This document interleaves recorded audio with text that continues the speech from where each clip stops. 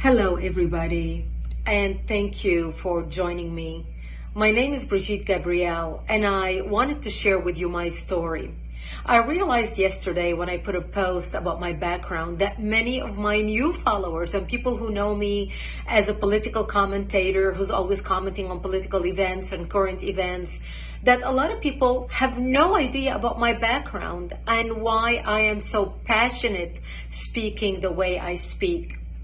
But let me share with you my background, and you'll understand where this passion comes from, and why this week has been so difficult for me watching what's happening in the Middle East.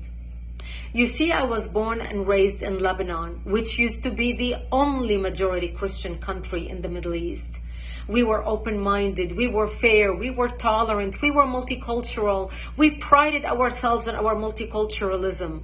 We had open borders. We welcomed everyone into our country because we wanted to share with them the westernization which we had created in the heart of the Middle East. Lebanon became Paris of the Middle East, banking capital of the Middle East.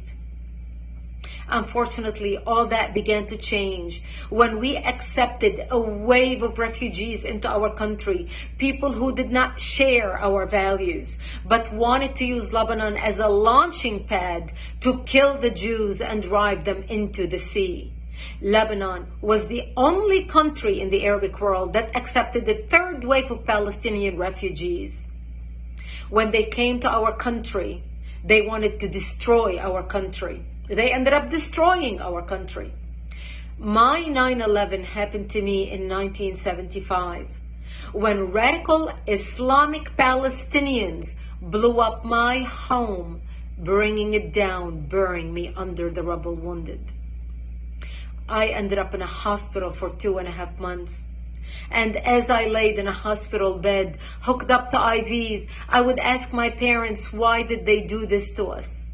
And my parents would tell me, because we are Christians, they consider us infidels and they want to kill us. So I learned since I was a 10-year-old little girl that I am wanted dead simply because I was born into the Christian faith and lived in a Christian town. We ended up leaving the hospital and coming back home, but my home was no longer the home I left. I ended up living in a bomb shelter underground in an 8x10 room without electricity, without water, and very little food. And that's where I lived for the next 7 years of my life, from the age of 10 till the age of 17, robbed of my youth. The Palestinian Islamists cut off all water supplies to our town, cut off electricity, cut off food. In order for us to go out and get some greenery, we would go out and dig out dandelions and different greenery that grew around our bomb shelter because it was the only salads we had to eat. To get some water, we would crawl into a nearby spring to get some water because we were surrounded by Islamic Palestinian snipers shooting at us. And every time we left our bomb shelter to the spring to get water, we would say our last goodbyes because we did not know if we're going to come back alive or dead just to get some water. This became my existence. I remember a few years into the war, in the beginning we thought it's going to be a couple weeks, and then everybody's going to see the massacres that the Palestinians are doing to the Christians in Lebanon, how they put their heads together with the Muslims in Lebanon and declare jihad on the Christians, the massacres of children, the slaughter, even the crucifixion of Christian men on crosses. One of the famous city massacres was in the city of the Moor in Lebanon, where they massacred the whole town. This barbarism, this Palestinian barbarism is not new. My father would say, all the Christian nations are going to wake up and see what's happening to Lebanon, to the Christians, and they're going to come save us. But nobody came, and the world forgot about us. I remember 3 years after living in the bomb shelter, I was 13 years old, and one of our militia, one of our Christian friends stopped by. And he said to me, Brigitte, we heard a lot of chatter on the radio, and we believe tonight we are going to be slaughtered. And he said, if I don't see you tomorrow, I wish you a merciful death. and he left.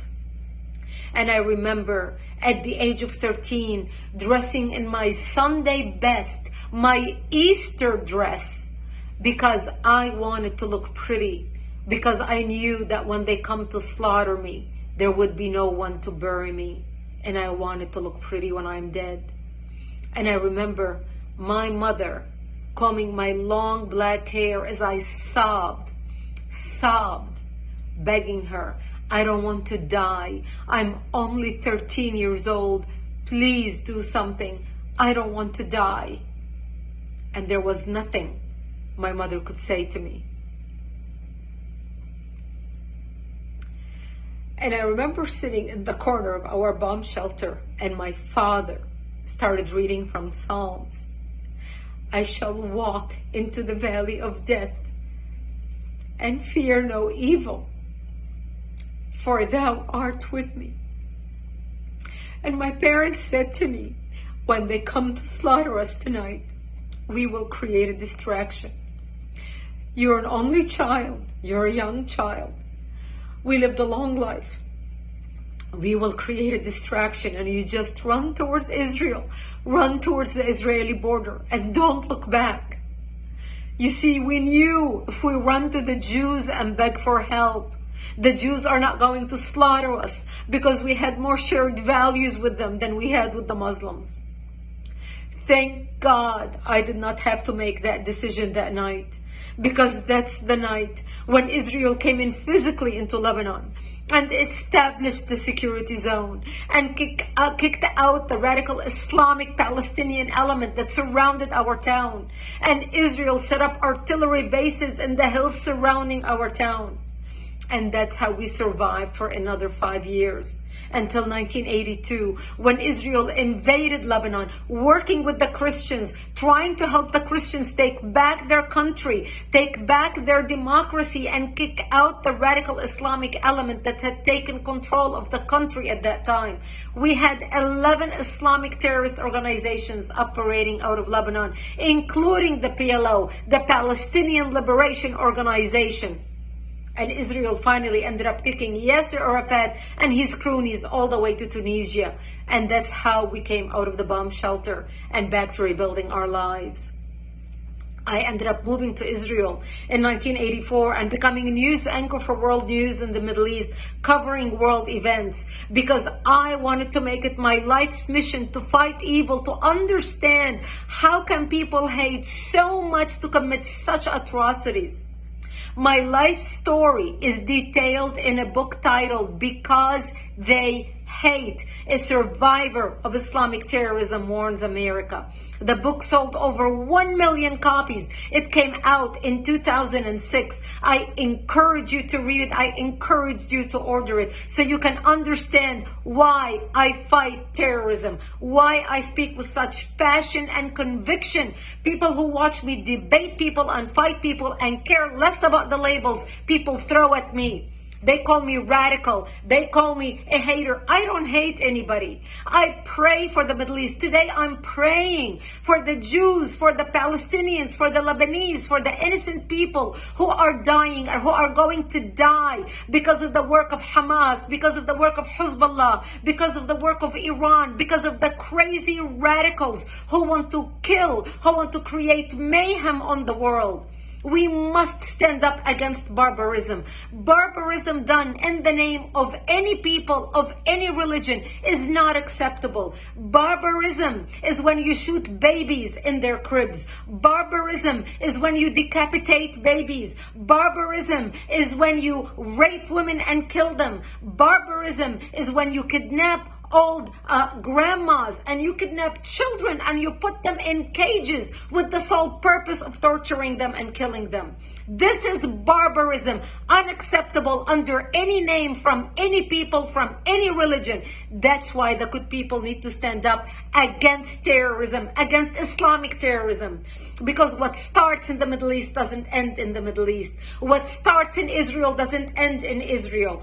This is a war against between barbarism and civilization. This is a war between democracy and dictatorship. This is a war between goodness and evil. We either win or they win. We need to fight to win. We need to stand up with Israel to win. This is our fight and we must win it.